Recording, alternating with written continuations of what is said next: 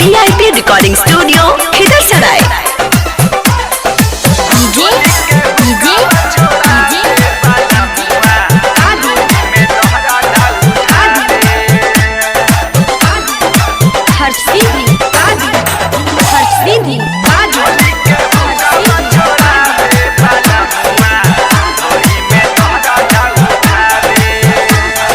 रोजे रोजे सैया सखी करे वाला जोरी,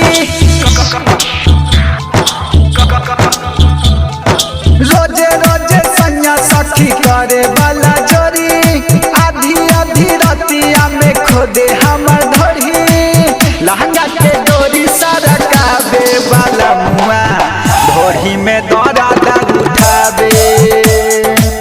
चोली के हुक्का छोड़ावे वाला मुआ, धोरी में दौरा उठावे।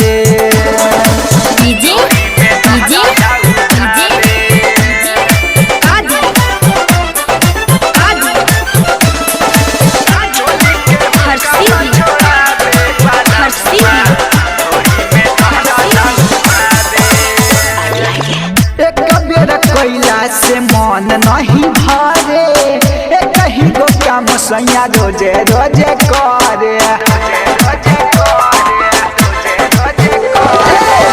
एक बेर कोयला से मन नहीं भरे, एक ही गो काम सैया रोजे रोजे करे, कब ऊपर कब नीचे हमारे उठावे, बोली जदी कुछ उता थपड़ा दिखावे, लहंगा के डोरी सरकावे वाला मुआ, धोरी में दौरा उठावे, चोली के हुक्का छोड़ावे वाला मुआ, धोरी में दौरा उठावे, धोरी में दौरा उठावे।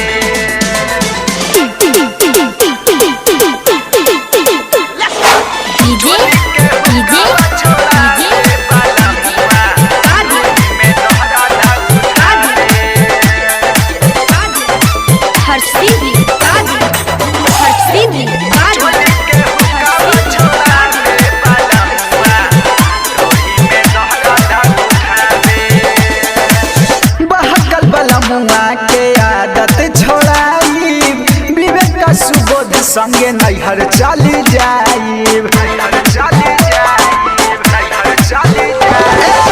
बहकल बलमुआ के आदत छोड़ाई, विवेक संजीत संगे नैहर चली जाई, फिर कब सैया जी के फेरा में न आइब,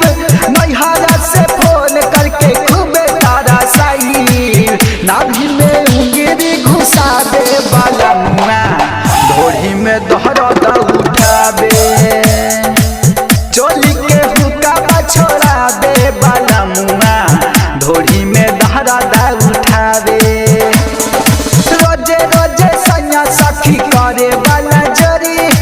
आधी आधी रतिया में खोदे हम धोरी, लहंगा के डोरी सारा